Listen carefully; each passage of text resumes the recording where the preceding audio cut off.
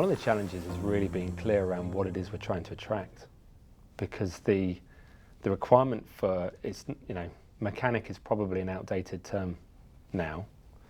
Electrician, automotive electrician, and borderline automotive engineer is getting close to some of the work that will be required on some of this latest technology.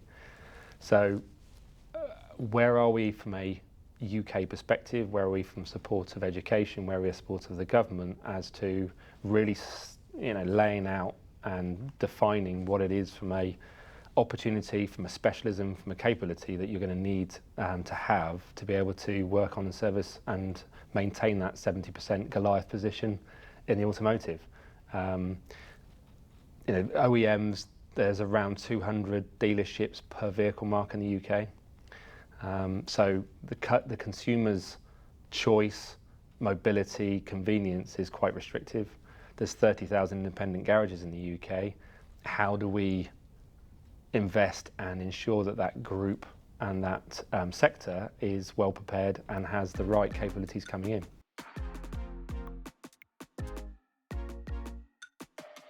The role of the technician and what part they play with the vehicle, the engagement with the customer, the whole piece around trust, customer loyalty, transparency. I think also this perception of the mechanic under the hood that doesn't talk to the consumer will go away as well. I think it will be much more around the successful businesses will be the ones where the team, as in the independent garage, are capable, competent and confident in being able to talk to their customers and explain what's going on. The car is usually the second most expensive purchase anyone makes, and yet we tend to have this kind of broken down perception and relationship with the consumer, and we need to make sure the teams are capable of having those conversations and giving that trust.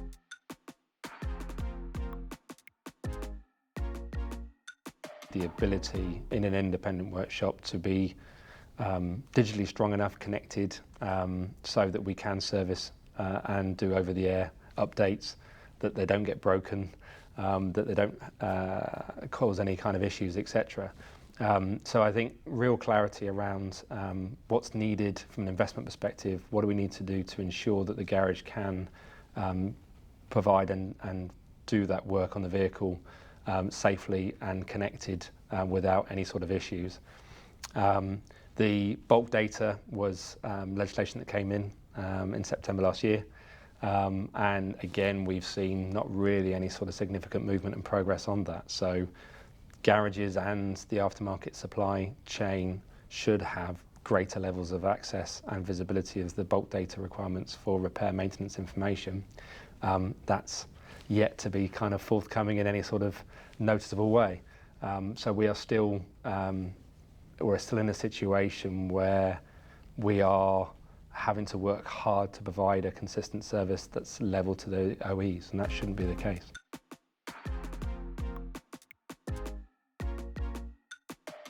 In the main, consumers that own a vehicle that is within its warranty period are fearful of taking their vehicle for service maintenance work outside of that OE dealership network, because it's the fear factor of the warranty. Now, the motor vehicle block exemption regulation from 2013 that has been there protects them as a consumer for that point, and that if the work that's completed is using quality product and it's been carried out to the requirements from the particular vehicle manufacturer, then all warranty stands and states, that's completely acceptable.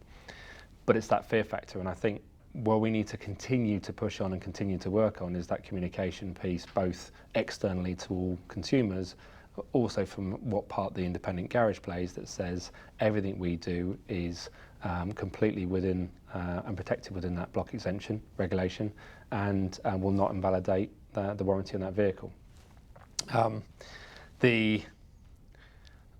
I suppose the challenge is the OEs don't help that. I think if you're reflecting back on the current regulations that are still active, are even the current regulations being enforced in all countries in Europe, and especially in the UK? when we were part of Europe, and even as a standalone now, are those regulations consistently enforced? Do the independent garages feel that they are protected and can stand there confidently that they've complied with the relevant service interval requirements or the OE manufacturer requirements of that vehicle, and that they won't see any comeback and any challenge from their customer or from the dealership if there's an issue? So I think enforcement is key moving forward. I think it's probably something that's not been that prevalent in the existing setup. Communication is also key as far as making sure the consumer is equipped and is aware of what that block exemption is there for and what it does to protect them for their vehicle, and obviously for their rights, and also how the independent garage interacts with that.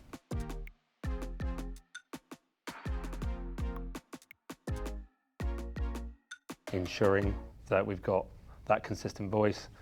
The ombudsman, as far as the role that they can play, I think, as you say, from an independent aftermarket group, we've got some voice, we've got some capabilities, but we absolutely need a consistent framework where we can champion those arguments, we can highlight and put those test cases forward. I think where we haven't been is we haven't been fully aligned, both from a supply chain as well as a consistent voice from the actual garages themselves.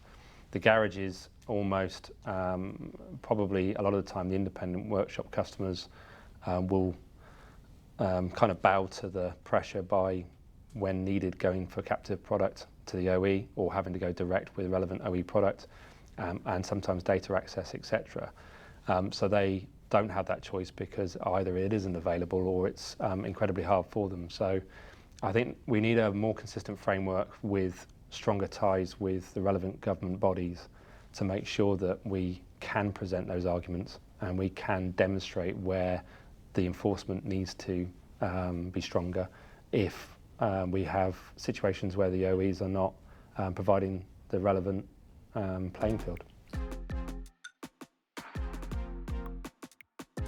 When you do the math, even with the ban of new vehicles for internal combustion engines in 2030, the internal combustion engine will still exist for another 5 years beyond that point within the hybrid models, whatever they look like. The current level that new vehicles kind of replenish and replace the overall vehicle park is probably 3 or 4% or 5% per year. So at the moment, we're looking at battery electric vehicles around 10% of new vehicles, if you can get one, currently. And so that's 10% of 5%. And hybrid vehicles, which make up nearly 40% in totality of new vehicles currently this year, or the other 30%, again, they all have a derivative of some internal combustion engine with that vehicle. So we're looking at the moment, we're looking at small percentages of percentages as far as what's changing the overall vehicle park. Now that legislation or that mandate will come in 2030. So traditional internal combustion engines will cease at that point, and then by 2035, as you say, the hybrids will also move. So I suppose the death or the stopping of internal combustion engines will be by 2035, if that doesn't get accelerated with some sort of government race to the line as far as where we end up in. But that recycling and replenishment of the overall vehicle park will still take significant time. So I think when you look at the numbers, by 2030, 2035, you're still probably in the realms of around 20-25% of the overall vehicle park will have some level of alternative drivetrain, whether that's hybrids and or battery electric vehicles as well. So although the press will have you believe that it's tomorrow, sometimes, I think genuinely the entire vehicle park in the UK, there's a few things that will probably happen. One is it will be progressive. And all the noise and all the stories and all the press is around electric vehicle and hybrid technology, but actually it's those other emerging technologies as well. It's ADAS, it's connectivity, it's software updates, it's diagnostics, it's all those other things that we need to continue to think about as an independent aftermarket. And you mentioned it earlier, we're the Goliath of the automotive. We're 70% of all service maintenance repair. So we need to make sure as a independent aftermarket that we're ready for that. So we need to make sure that everyone within the value chain is on that journey, is responding to those technology advancements as they're coming through, and keeping one eye on the fact of where those technologies, especially from the EV and the hybrids, are moving to. So I think that's critical. Key things to consider, it's what level of investment you can handle, what level of investment you can make, where are you now as a business? And if you have either capacity and capability constraints, then what proposition do you offer your customers now? And if you've got levels of limitation, or you've got a certain amount of investment you're prepared to make or can make, where do you want to be in the future? Now, we talked about it earlier. The likelihood is if you cannot keep up with the race of every manufacturer, every technology, you're probably going to need to start to think about specializing, either by type of work or by vehicle mark, or a combination of both. And that will still make you incredibly viable and attractive to consumers, as long as you can then communicate with them. So it goes to the second piece around the digital visibility. If you are going to specialise more and more, make sure your consumers and new customers know that you are that specialist. We have a number of customers across the UK that are already vehicle mark specialists, and they have massive followings that people will travel miles to go to because they're seen as a specialist for that vehicle mark or that type of work. So it absolutely is a viable business model. But I think that's where the key thing is, where it says for every independent garage, think about where you want to be as a business, where your current capabilities are, what your constraints are now, and where can you be in 3 years, 5 years, 10 years time. Is that expansion, or is it staying where you are and understanding what you want to do, and therefore what are you going to do? Can you invest to keep up with everything you're doing currently, or are you going to start to specialize?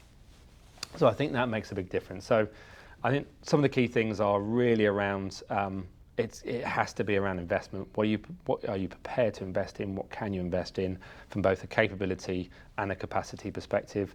And the underlying all of that is that digital visibility, making sure that you are attractive and visible and people understand what you can do with vehicles, the service you can provide and the experience you can provide. Experience with the dealerships can be shocking. My own personal experience has been shocking. So when there's a problem in the vehicle, you can be waiting weeks and months to get it resolved. And we know from the work, we know from Jeeper, we know from other market research that the customer experience in the aftermarket is considerably better than the dealerships. So absolutely, I think there's opportunities. But I do think the independent garages need to take that moment to step back and go, right, what am I going to be famous for? What am I really going to focus on? What capabilities have I got now? Can I change that? Can I move that? Where am I going to grow that? And then we can support, the industry can support in making sure that they're successful. And the preservation of the independent garage is critical. We are that Goliath with that 70% of the market. We need to maintain that continuity, and we need to maintain that accessibility for the consumer, that they can get their work done on the vehicles. If that entire market is compressed or challenged or contracts, then of course it ultimately is only going to end up damaging the consumer and their ability to get their vehicles worked on.